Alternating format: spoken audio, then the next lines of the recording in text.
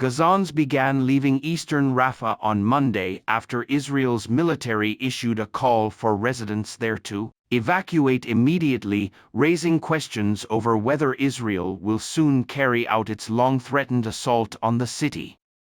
During nearly 7 months of war, more than 1 million Palestinians have fled to Rafah, where Hamas is believed to have regrouped after Israel's destruction of much of the Strip's north. The city has become the central focus of the war as Israeli Prime Minister Benjamin Netanyahu faces growing pressure from the extreme wing of his coalition to launch a full-scale ground operation on Rafah to destroy Hamas, while the more moderate wing has urged him to prioritize securing a ceasefire for hostages deal.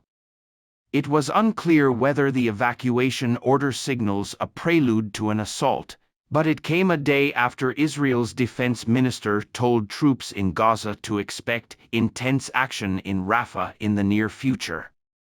Netanyahu also insisted Israel would defend itself even if forced to stand alone, defying international pressure for his country's military to limit its campaign in Gaza.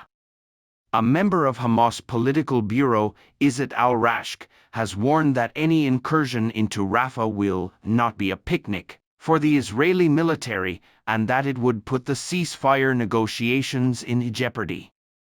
Negotiations over the ceasefire deal have stalled once again, after Israel and Hamas failed to reach an agreement over the weekend.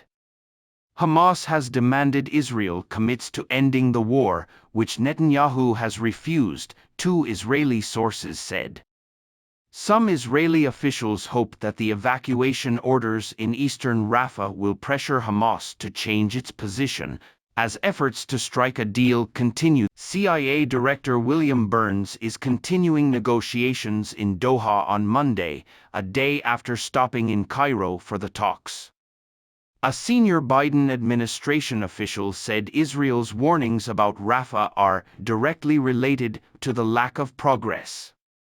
Israel is trying to put pressure on Hamas, the official said, adding, if it doesn't work, Israel will go in. After a call with U.S. President Joe Biden, Netanyahu agreed to ensure the reopening of the Kerem Shalom border crossing to humanitarian aid. The crossing was closed after it was hit by at least 10 rockets Sunday morning, according to the Israel Defense Forces, IDF, killing 3 soldiers and injuring 3 others in an attack claimed by Hamas.